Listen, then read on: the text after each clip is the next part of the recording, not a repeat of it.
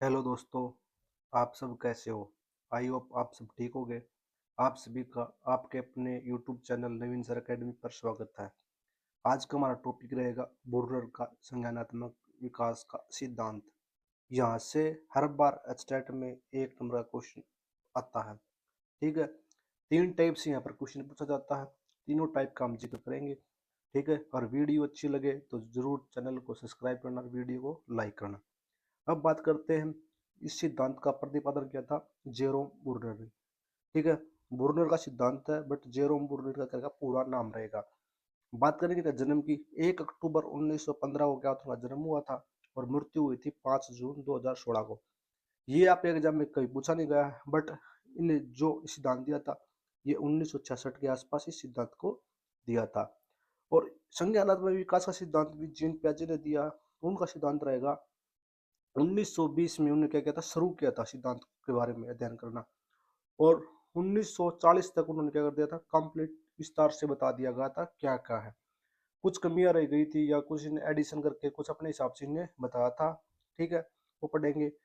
और Jerome Bruner रहेंगे, ये अमेरिकी क्या रहेंगे, मनोवैज्ञानिक रहेंगे। ये क्वेश्चन एग्जाम में आया हुआ है। ठीक है, अब बात करते हैं कि कहाँ से क्वेश्चन आते हैं। फर्स्ट टाइप ये रहेगी जो क्वेश्चन आता है ये इस सिद्धांत के लेना, यहाँ से एग्जाम में क्वेश्चन पूछा गया है। ठीक है, पहला याद करना होगा हमें खोजपूर्ण अधिगम सिद्धांत। ठीक है, दूसरा रखना अपना नाम आधुनिक संज्ञानात्मक सिद्धांत। सेकंड नाम हमें ये याद रखना ही होगा। बात करेंगे तीसरा नाम की पूछताछ आधारित निर्देशन विधि। ठीक है, अन्य नाम में हमें ये तीन नाम अच्छे से याद करने होंगे। ठीक है, इन्होंने विकास के तीन चरण बताए संज्ञानात्मक विकास के अध्ययन में। ठीक है, कौन कौन से तीन चरण है ये एग्जाम में पूछे गए, ऐसे क्वेश्चन आता है इनमें से कौन सा नहीं है। ठीक है, ये सेकंड टाइप की बात कर रहे हैं हम। ठीक है, आपको अच्छे से याद होना चाहिए, इस सीरीज में याद होने चाहिए। ठीक है, विकास के तीन चरण है। पहला रहेगा संक्रियात्मक अवस्था यानी इनेटिव स्टेज, प्रतिबिंबात्मक अवस्था यानी आयनिक स्टेज, और थर्ड रहेगा सांकेतिक अवस्था यानी सिंबॉलिक स्टेज। आप इंग्लिश में याद करोगे तो अच्छा रहेगा क्योंकि डिट्टो नाम से हम देखने को मिलेंगे, हिंदी में थोड़े अलग अलग हो गए। आप इसको ट्रिक से याद करें तो EIC से आपको इसे याद करना होगा। ठीक है, अब बात करते हैं इसके फुल डिटेल में समझने की, पहली स्टेज में क्या है। ठीक है, संक्रियात्मक अवस्था क्या रहेगी, संक्रियात्मक अवस्था यानी इननेटिव स्टेज, जो इसका एज की एज रहेगी जन्म से 1 वर्ष तक। ठीक है, यहाँ से क्वेश्चन आया हुआ है। ठीक है, एज से रिलेटिव। बालक अपने वातावरण से क्रिया द्वारा क्या समझता है, ये आपको पता होना चाहिए। ठीक है, यानी बात बालक होगा वो छोटा बच्चा वस्तुओं से क्रिया करके यानी खिलौनों से खेल कर, ठीक है, अन्य कार्य कर कर कुछ सीखता रहता है। यह क्या है, मूर्त अवस्था। जो कुछ भी बच्चा सीखेगा वह देख कर ही सीखेगा, बिना देखे वह नहीं सीख सकता। इसे करके सीखने का भी क्या कहते हैं, सिद्धांत कहते हैं। ठीक है, उदाहरण के तौर पर लेंगे हाथ पैर चलाना, पकड़ना, मुड़ना और काटना। ठीक है, यानी हाथ पैर चलाना बच्चा सीख जाता है, पकड़ना यानी किसी वस्तु को हाथ से पकड़ना, मोड़ना, काटना। ठीक है, हम कुछ बच्चे को खाने के लिए देते हैं, रोटी का टुकड़ा काटना है, तोड़ना सीख जाता है यहाँ से। नोट करेंगे यहाँ से थर्ड क्वेश्चन यहाँ से देखने को मिलता है, बुर्नर की यह अवस्था प्याजे के संवेदीकामक अवस्था से क्या मिलती है।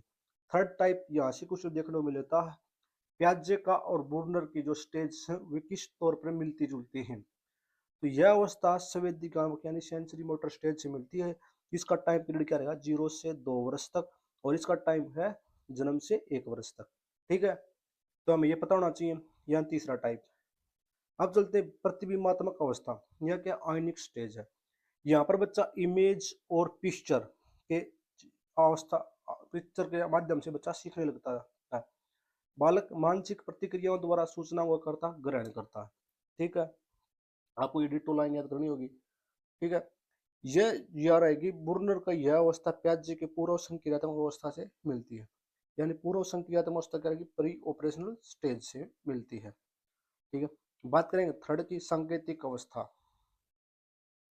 सूचनाओं को एक कोड या प्रतीक के रूप में ग्रहण किया जाता है, जैसे भाषा। यहाँ पर बच्चा वर्ड को समझने लग जाता है। ठीक है, वर्ड को समझता है और उसका अर्थ भी ग्रहण करने लग जाता है। ठीक है, बुर्नर की यह अवस्था प्याजे के मूर्त संक्रियात्मक अवस्था से मिलती है। ठीक है, आपको इतना पढ़ना, ये तीनों स्टेज के बता दिए हैं प्याजे के किससे मिलती जुलती है। पहला क्वेश्चन करेंगे हम, बुर्नर द्वारा विकास के कितने चरण दिए गए, कितने चरण दिए गए हैं, 3। ठीक है, अब बात करेंगे सेकंड, बुर्नर विकास का कौन सा चरण नहीं है। बुर्नर में विकास का कौन सा चरण नहीं है, कौन सा नहीं है, संक्रियात्मक अवस्था हमने पढ़ा है, प्रतिबिंबात्मक अवस्था को हमने पढ़ा है, और संख्यानात्मक अवस्था को हमने नहीं पढ़ा। ठीक है, तो ये हमारा क्या हुआ, राइट आंसर। नहीं वाला क्वेश्चन पूछा तो नहीं वाला का आंसर क्या होगा, नहीं ही होगा। ठीक है, क्वेश्चन नंबर 3, बुर्नर की कौन सी अवस्था प्याजे की संवेदीकामक अवस्था से मिलती है, यानी संवेदीकामक यानी सेंसरी मोटर स्टेज। इसका टाइम पीरियड रहेगा 0 से 2 वर्ष तक, और यहाँ पर जो 0 से 2 वर्ष तक कौन सी अवस्था, संक्रियात्मक अवस्था थी 0 से 1 वर्ष तक। ठीक है, ऑप्शन ए हमारा राइट आंसर होगा। प्रश्न नंबर चलते 4 की तरफ, प्याजे की कौन सी अवस्था बुर्नर की सांकेतिक अवस्था से मिलती जुलती है, यानी सांकेतिक अवस्था। सांकेतिक अवस्था से क्या होगा, सांकेतिक अवस्था के बारे में पढ़ते हैं 6 वर्ष से ऊपर, क्या है, ऊपर। तो यहाँ पर 6 वर्ष से ऊपर कौन सी अवस्था रहने वाली है, बताओ। ठीक है, ए बी, आपको आंसर दिए भी गए हैं यहाँ पर, कौन सी रहने वाली, जल्दी जल्दी बताओ आप। ठीक, मूर्त संक्रियात्मक अवस्था कौन सी रहने वाली है, मूर्त संक्रिया, ये आप देख रहे हो आप 7 से 11 वर्ष तक है, बट ये इसमें इंक्लूड होगी। ठीक है, वीडियो अच्छी लगे तो लाइक जरूर करना, शेयर करना, चैनल को सब्सक्राइब करना दोस्तों। धन्यवाद।